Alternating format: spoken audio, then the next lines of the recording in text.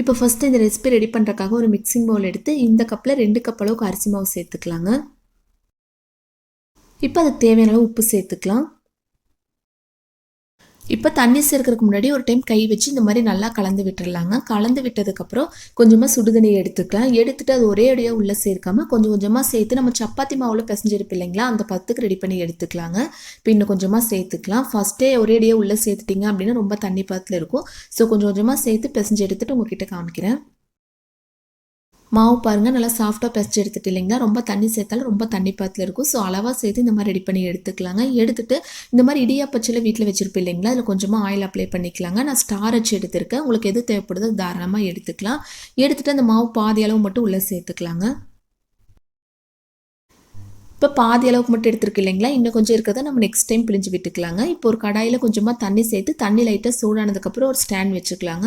வச்சுட்டு அது மேலே இந்த மாதிரி ஒரு தட்டு வச்சுக்கலாம். இப்போ இந்த மாதிரி நீல வாக்கில் பிழிஞ்சு விட்டு இதோட நம்ம கட் பண்ணிடலாங்க. சுற்றி இந்த மாதிரி ரெடி பண்ணோம் அப்படின்னா ஃபுல்லாக ஒரே மாதிரி வெந்து வந்துடும். ஸோ நம்மளுக்கு வந்து இந்த மாதிரி தனித்தனியாக தான் தேவைப்படுது. அதனால் என்ன பண்ணலாம் அப்படின்னா இந்த மாதிரி நீல வாக்கில் செஞ்சுட்டு நம்ம இதோட கட் பண்ணி விட்டுறலாங்க. இந்த மாதிரி மீதி இருக்கிற எல்லா மாவுமே ரெடி பண்ணி எடுத்துகிட்டு உங்ககிட்ட காமிக்கிறேன். இப்போ மீதி இருக்கிற எல்லா மாவுமே இந்த மாதிரி ரெடி பண்ணி எடுத்துகிட்டு இப்போ க்ளோஸ் பண்ணி வச்சிடலாங்க. மீடியம் ஃப்ளேமில் ஒரு 5 நிமிஷம் மட்டும் இருக்கட்டும். அதுக்கப்புறம் நம்ம எடுத்து பார்க்கலாம். இப்போ கரெக்டாக 5 நிமிஷம் ஆச்சுங்க. நம்ம ஓப்பன் பண்ணி பார்க்கலாம். பாருங்கள் சூப்பராக ரெடியாக இருக்குது. அவ்வளோதான், ஈஸியாக நம்ம ரெடி பண்ணிக்கலாங்க. ஆல்ரெடி கடாயில் தண்ணி சூடானதுக்கப்புறம் இந்த மாதிரி தட்டி வச்சு ரெடி பண்ணிட்டீங்க அப்படின்னா ஈஸியாக டக்குன்னு வேலை முடிஞ்சிடும். இப்போ அதை எடுத்து நம்ம கீழே வச்சிடலாங்க. வச்சுட்டு நெக்ஸ்ட் ஒரு பாத்திரத்தில் 1 லிட்டர் அளவுக்கு பால் சேர்த்துக்கலாங்க. சேர்த்துட்டு இது வந்து காய்ச்சாத பால் தான், இப்போ காய்ச்சி எடுத்துக்கலாம். இப்போ பால் நல்லா பொங்கி வருது இல்லைங்களா, அந்த ஸ்டேஜில் மீடியம் ஃப்ளேம் மாற்றிட்டு ஒரு கரண்டி யூஸ் பண்ணி இந்த மாதிரி நல்லா கலந்து விட்டுறலாங்க. இப்போ பால் வந்து ஒரு 2 டைம் நல்லா பொங்கி வந்து ஒரு கரண்டி யூஸ் பண்ணி நல்லா கலந்து விட்டு இல்லைங்களா, கலந்து விட்டதுக்கப்புறம் மீடியம் ஃப்ளேம் மாற்றிட்டு ஆல்ரெடி வேக வச்சு எடுத்துருக்கு இல்லைங்களா, அது ஃபுல்லாக இந்த மாதிரி உள்ளே சேர்த்துக்கலாங்க.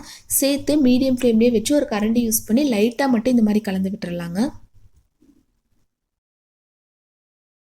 ஒரு 5 நிமிஷம் மட்டும் இந்த மாதிரி மீடியம் ஃப்ளேமில் வேக வச்சு எடுத்துக்கலாங்க. அதிக நேரம் விட தேவையில்லை. ஆல்ரெடி அதையும் வேக வச்சு எடுத்துருக்கோம். பாலும் நல்லா காய்ச்சி எடுத்துருக்கு இல்லைங்களா, கரெக்டாக ஒரு 5 நிமிஷம் மட்டும் மீடியம் ஃப்ளேமில் வச்சுட்டு நல்லா வாசனையாக இருக்கிறதுக்காக கொஞ்சமாக ஏலக்காய் பவுடர் சேர்த்துக்கலாங்க. ஏலக்காய் பவுடர் இல்லை அப்படிங்கிறவங்க 2-3 ஏலக்காய் தட்டி நீங்கள் உள்ளே சேர்த்துக்கலாம். சேர்த்துட்டு கொஞ்சமாக நெய்யில் வந்து முந்திரி திராட்சை இந்த மாதிரி எது வேணாலும் லைட்டாக வறுத்து நீங்கள் உள்ளே சேர்த்துக்கலாங்க. நான் வந்து முந்திரி பாதாம் ரெண்டுமே கொஞ்சமாக உள்ளே சேர்த்துருக்கேன். சேர்த்து ஒரு டைம் இந்த மாதிரி நல்லா கலந்து விட்டுறலாம். லாஸ்ட்டாக வந்து நம்ம அரிசி மாவு எந்த அளவுக்கு எடுத்துருக்கோமோ அதே அளவுக்கு வந்து வெல்லத்தை வந்து துருவி உள்ளே சேர்த்துக்கலாங்க. சேர்த்து ஸ்டவ் ஆஃப் பண்ணிடலாம்.